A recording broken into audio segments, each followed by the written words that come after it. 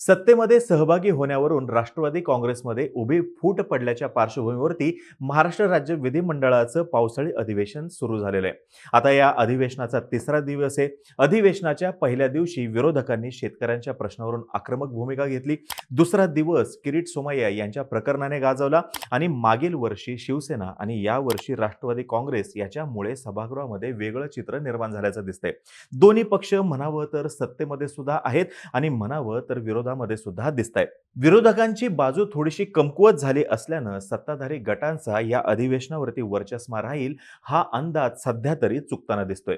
17 जुलै पासून ते 4 ऑगस्ट पर्यंत चालणारे हे अधिवेशन का गरजेचं असतं, वर्षामधून किती वेळा अधिवेशन होतं आणि कामकाजाची पद्धत नेमकी काय असते याच्यावरती आज आपण माहिती घेणार आहोत. नमस्कार, मी अरुणराज जाधव बोल व्हिडिओवरती तुम्हा सर्वांचं अगदी मनापासून स्वागत करतो. विधिमंडळ म्हणजे ज्या ठिकाणी कायदे बनविले जातात. महाराष्ट्राच्या केसमध्ये विधिमंडळ म्हणजे विधानसभा आणि विधान परिषद म्हणजेच आपल्या इथे द्विगृही विधिमंडळे. बिहार, कर्नाटक, महाराष्ट्र, उत्तर प्रदेश, आंध्र प्रदेश आणि तेलंगणा या राज्यांमध्ये विधान परिषद आहे. जर का एखाद्या राज्याची इच्छा असेल त्यांच्या इथे विधान परिषद असण्याची, तर त्या राज्याने त्यांची आर्थिक कुवत पाहून विधान परिषद असावी किंवा नसावी या संदर्भातला ठराव संमत करणं आवश्यक असतं आणि सध्या फक्त या 6 राज्यांमध्येच विधान परिषद आहे. राज्यातील नागरिकांसाठीच्या महत्त्वाच्या विषयांवरती चर्चा करण्यासाठी, यासोबतच महत्त्वाचे कायदे बनवण्यासाठी आणि आर्थिक तरतुदींसाठी सभागृहाची मान्यता घेण्यासाठी राज्यपाल महोदय राज्य विधिमंडळाच्या दोन्ही गृहांचं अधिवेशन बोलवतात. 2 अधिवेशनांमधला मॅक्सिमम टाइम पिरियड हा 6 महिन्यांचा असतो. म्हणजेच बघा, वर्षातून किमान 2 वेळा अधिवेशन होतं. आता आपल्या इथे अर्थसंकल्पीय अधिवेशन होतं, त्या पाठोपाठ पावसाळी अधिवेशन होतं आणि नंतर हिवाळी अधिवेशन होतं. अधिवेशनामध्ये अनेक बैठका होतात, पण प्रत्येक दिवशी 2 बैठका होतात. म्हणजे सकाळी 11 ते 1 हे सकाळचं सत्र असतं आणि दुपारी 2 ते संध्याकाळी 6 पर्यंत दुसरं सत्र असतं. अधिवेशन सुरू असताना काही शब्द सतत तुमच्या वाचनात येत असतील किंवा ऐकण्यात येत असतील. ते शब्द थोडेसे उलगडून सांगतो. पहिलं म्हणजे ॲडजर्नमेंट, यालाच मराठीमध्ये संस्थगती असं सुद्धा म्हणतात. बैठकीचं कामकाज काही ठराविक कालावधीसाठी या ठिकाणी स्थगित ठेवलं जातं. हा ठराविक कालावधी तासांचा असू शकतो, दिवसांचा असू शकतो किंवा आठवड्यांचा सुद्धा असू शकतो आणि पीठासीन अधिकारी सांगतात की नेमकं किती कालावधीसाठी त्यांनी ती बैठक स्थगित ठेवलेली आहे. पण ज्या वेळेस कालावधी न ठरवता बैठक स्थगित केली जाते तेव्हा त्याला ॲडजर्नमेंट सिने डाय असं म्हणलं जातं आणि याचे सुद्धा अधिकार पीठासीन अधिकाऱ्यांकडेच असतात. अधिवेशनामध्ये सभागृहाचं कामकाज चालवण्यासाठी गणपूर्ती फार गरजेची असते. आता गणपूर्ती म्हणजे काय, तर सभागृहाचं कामकाज चालवण्यासाठी किमान किती सदस्य असावेत ही संख्या. मग इथे किंवा संसदेमध्ये सुद्धा ही सदस्य संख्या एकूण सदस्य संख्येच्या 1 असणं अपेक्षित असतं. जर का इतकी सदस्य संख्या उपस्थित नसेल तर गृह स्थगित केलं जातं किंवा गणपूर्ती होईपर्यंत ती बैठक तहकूब केली जाते. आता या संदर्भातले अधिकार सुद्धा पीठासीन अधिकाऱ्यांकडेच असतात. अधिवेशनामध्ये महत्त्वाच्या विधेयकांवरती चर्चा होत असते. बहुमत सुद्धा सत्ताधाऱ्यांकडे असतं, तरी सुद्धा विरोधकांसाठी हे अधिवेशन जाहीरपणे प्रश्न विचारण्यासाठी, विचारलेल्या प्रश्नांचं लेखी किंवा तोंडी उत्तर मिळवण्यासाठी एक नामी संधी असते. विरोधकांकडे सत्ताधाऱ्यांना नामोहरम करण्यासाठी तारांकित प्रश्न, अतारांकित प्रश्न तसेच लक्षवेधी सूचना याचं अस्त्र असतं. आता हे प्रश्न विचारायचे म्हणजे सभागृहामध्ये जे सदस्य आहेत ते कोणतेही प्रश्न विचारू शकतात का, तर तसं नाहीये बघा. त्यांना वाटेल ते प्रश्न विचारता येत नाहीत. काही पद्धती आहेत त्यासाठी. आता तारांकित प्रश्न म्हणजे काय, तर ज्या प्रश्नाचं तोंडी उत्तर देता येतं त्याला तारांकित प्रश्न असं म्हणलं जातं आणि या ठिकाणी पूरक प्रश्न विचारता येतो. अर्थातच पूरक प्रश्न सुद्धा हे प्रश्नाला धरूनच विचारता येतात. अतारांकित प्रश्न म्हणजे ज्याचे उत्तर लेखी द्यावे लागते आणि पूरक प्रश्न विचारता येत नाहीत. आता या दोन्ही प्रश्नांसाठी एक नियम आहे, तो म्हणजे 15 दिवस आधी हे प्रश्न कळवावे लागतात आणि नंतरच त्याचं उत्तर अपेक्षित असतं.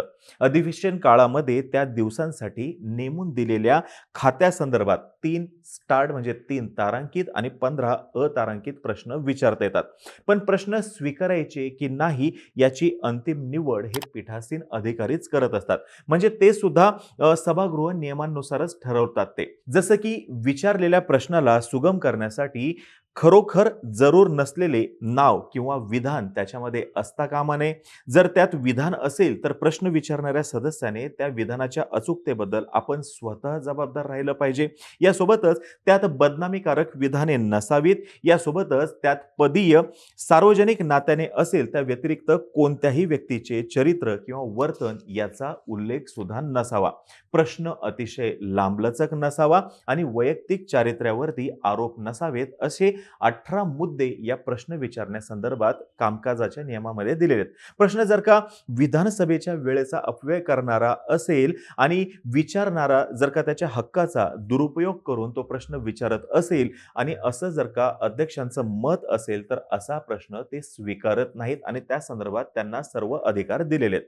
आता अनस्टार्ड जर का क्वेश्चन असेल म्हणजे अतारांकित जर का प्रश्न असेल किंवा तारांकित जरी प्रश्न असेल त्यांच्यासाठी 15 दिवसांची मुदत असते. पण अत्यंत महत्त्वाचा प्रश्न असेल तर 3 दिवसांची अल्प सूचना देऊन तो विचारता येतो. पण उत्तर माहिती जर का बृहन्मुंबईच्या हद्दीत उपलब्ध असेल तर 7 दिवसाच्या आत दिलं जातं आणि जर का बृहन्मुंबईच्या हद्दीच्या बाहेर असेल ती माहिती तर 15 दिवसाच्या आत त्याचं उत्तर दिलं जातं. यासोबतच 2 किंवा अधिक सदस्यांनी जर का एकाच विषयावरती अल्पावधी सूचनांचे प्रश्न विचारले तर अशा प्रश्नांपैकी एक ताबडतोब उत्तर देण्यासाठी स्वीकारलेला असेल तर इतर सदस्यांचं नाव सुद्धा त्या प्रश्नांच्या उत्तरामध्ये लिहिण्यात येतं. भाग 7 जो आहे याच्यामध्ये अर्धा तासाची चर्चा याच्याविषयीची माहिती दिलेली आहे. प्रत्येक मंगळवारी आणि गुरुवारी त्या दिवसाच्या बैठकीच्या शेवटी सार्वजनिक महत्त्वाच्या अशा विषयावरती अर्धा तास चर्चा केली जाते.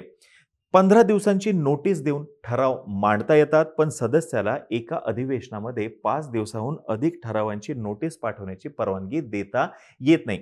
यासोबतच प्रश्नोत्तरांचा तास झाल्यानंतर शून्य प्रहर सुरू होतो आणि शून्य प्रहर हा फार महत्त्वाचा असतो. एखाद्या महत्त्वाच्या विषयावरती लक्ष वेधून घेण्यासाठी हा शून्य प्रहर महत्त्वाचा असतो. फक्त शून्य प्रहर जो आहे तो अगदी कमी कालावधीमध्ये मांडावा लागतो. त्याच्यावरती लांबलचक असं भाषण देता येत नाही, चर्चा करता येत नाही आणि पूरक प्रश्न सुद्धा विचारता येत नाही.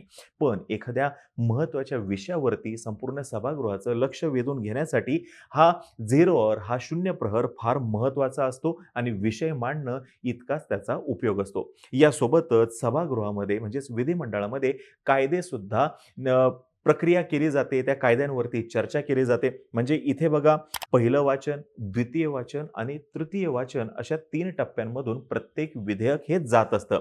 विधानसभेमध्ये या प्रत्येक टप्प्यामध्ये ते विधेयक गेल्यानंतर ते संमत झाल्यानंतर दुसऱ्या गृहाकडे संमत करण्यासाठी पाठवलं जातं. मग दुसरं गृह जे आहे या केसमध्ये ते आहे विधान परिषद. मग दुसरं गृह त्याच्यामध्ये दुरुस्ती करू शकतं किंवा दुरुस्ती करतही नाही. आहे तसं ते त्याला संमत करू शकतं आणि ज्या वेळेस दोन्ही गृह ते संमत करतात त्यावेळेस ते विधेयक संमत झालं आहे असं मानलं जातं. आणि असे अजून वेगवेगळे खूप सारे टूल्स आहेत जे अधिवेशनामध्ये आपल्या सर्वांचे प्रश्न मांडण्यासाठी त्या सदस्यांद्वारे वापरले जातात आणि ते त्याचा पुरेपूर असा वापर करून घेतात. कारण की त्यांना पूर्ण जनतेचं प्रतिनिधित्व करायचं असतं. त्यांच्या मतदारसंघाचे प्रश्न त्यांना मांडायचे असतात आणि हे प्रश्न मांडून ते योग्य ते उत्तर मिळवून ते त्यांचे उत्तर जनतेपर्यंत पोहोचवत असतात. आता ही माहिती जर का तुम्हाला आवडली असेल खाली कमेंट बॉक्समध्ये नक्की सांगा. आम्हा सर्वांचे व्हिडिओ जास्तीत जास्त लोकांपर्यंत पोहोचवा आणि चॅनलला सबस्क्राईब करायला तेवढं विसरू नका. धन्यवाद.